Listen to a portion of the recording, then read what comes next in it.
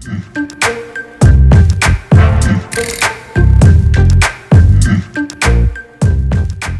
guys, welcome back to Scarf Chat. So the responses to the last video were really good. This is the kind of vibe that I was getting from you guys. You know, it was really good.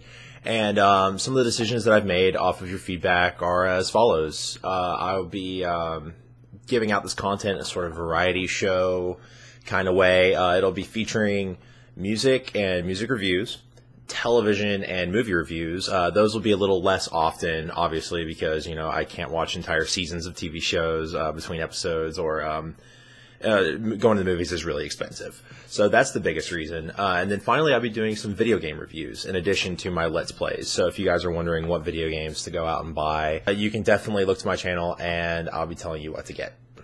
So as far as format and scheduling go, so the format for this show, the video game playthroughs are going to be a little bit longer. They'll be around half an hour long, maybe a little longer, depending, you know, on how into the game that I get. But those will be broken down into episodes if we're doing full playthroughs, or if I want to do sort of a one-off, you know, just feature the game for a little bit and then have you guys look at it, then you can do that too. Reviews and Scarf Chat will be a little less long. They'll be around 10-15 minutes, you know, like average YouTube length, that sort of thing. So that should be really good.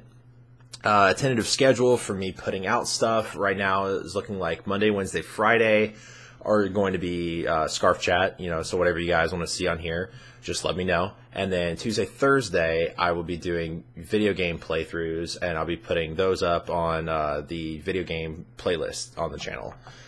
So that's all the important news I think I have for right now. I'm just going to talk a little bit, I guess, right now. So February is over already. Can't believe that. March is here. So I know that February is already a short month as it is. It didn't help, though. I had a week worth of snow days, so that just kind of blew productivity out of the water. I know we're super behind in school. I'm sure a lot of you guys are the same, but a lot has happened this last week. I've done a lot of promoting for this channel. I've been finding out what you guys want to hear, and I've been trying to write things, trying to create a show in my head that you guys would want to see, you know, 2-3 times a week. And I've also been trying to bowl every week, so that's super fun. You know, just asking any of my friends, we've been going fairly often. That's super fun, you know, just trying to get out there, have a life outside of school and doing this. But I really enjoy doing this, so hopefully this turns into a really fun hobby that I can keep doing. I do really enjoy hearing what you guys have to say. I've got a lot of positive feedback, like I said, from you guys, and I'm super encouraged, and hopefully this is really something you guys actually do want to see. All right, first thing, guys, we're going to talk about some House of Cards. Obviously, this last weekend, House of Cards Season 3 was released on Netflix. I'm super excited about that. I've already watched it, though. Before you freak out, I'm not going to drop any spoilers while I'm talking about this. I've marathoned entirely through it, and if you guys know me, you know I'm notorious for just marathoning through shows, just like a couple days, no problem. But overall, I think it was very well made, as is any House of Cards season. The cinematography and the camera work and the staging, it was all superb. My biggest hitch, my biggest problem while watching this is that it didn't feel like House of Cards. You know, the intrigue and the backstabbing, that kind of feel for the show, that was gone. You know, Frank's no longer climbing the ladder. He's not trying to get to the White House anymore. Instead, he's defending his seat in the White House, which is not altogether bad. I was a little afraid that this would happen, honestly, because, you know, like, once you hit the top, you don't know really where to go after that. The entire show was sort of driven by Underwood's need to topple others, to take their place. And the whole show kind of dips into a man versus self conflict this weekend, you know, where there's just character development for hours on hours. People are trying to figure themselves out, like all the characters are. They're definitely not static. They're trying to build themselves up, but in doing so, you lose a lot of the action in the plot. And I don't know. I think the show that season especially suffered for it a little bit.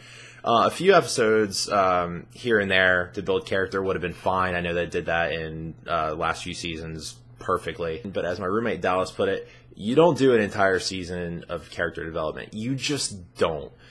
All in all, I like this season. I think it could have been better, but honestly, with all the build-up that this season provided, I'm really, really looking forward to the next one and what it has in store.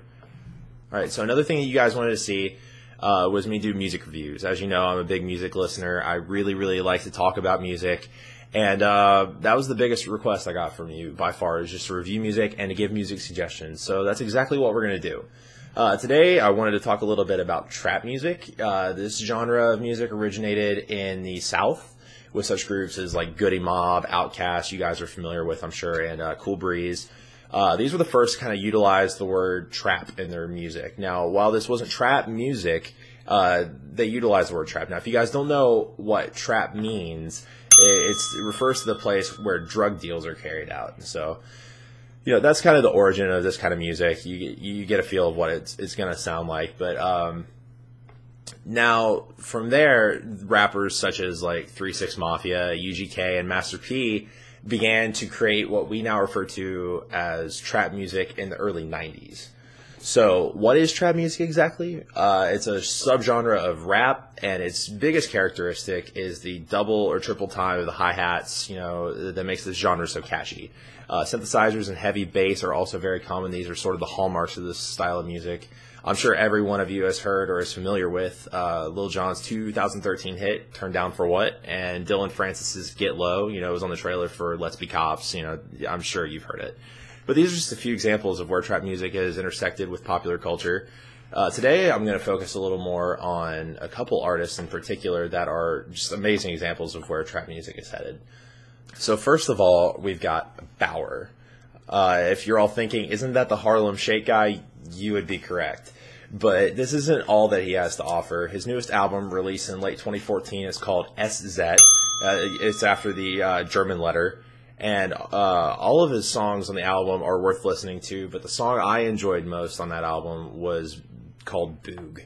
Boog, B-O-O-G. Now, the pulsing bass line and the playful percussion, you know, it just kind of makes it an overall fun song that I really like, and you guys definitely need to check that one out. Next up, I wanted to talk about the artist Flosstradamus. If you guys haven't heard of them, you just go and look them up right now. This Chicago pair has a super catchy title named Roll Up, which is also remixed by none other than our good friend Bauer. This is just a fun song with those rolling hi-hats that we talked about earlier, and it's definitely a song that you should play at any party that you're at. So if you guys like the music that I'm talking about, I'm making a special Scarf Chat playlist on my Spotify account dedicated to all the music this show covers. Lastly, I wanted to give a shout out to my friend McKenna Means. She's going to give the channel as a whole a shout out on her radio show, which is featured on WKU's radio station. If you guys are interested in listening to her stuff, and you definitely should, check it out from 7 a.m. to 10 a.m. Eastern Time on Tuesdays at the link that I'm posting in the description. But that's all I've got for now, guys. So thanks for listening. And if you guys like what you see, leave a like and subscribe. Also, you can follow Team Scarf and on Facebook and Twitter for announcements of new videos, live stream times, that sort of thing. But thanks again for listening, guys. And if you have any suggestions for what you'd like to see until next episode, let me know. See you guys. Bye.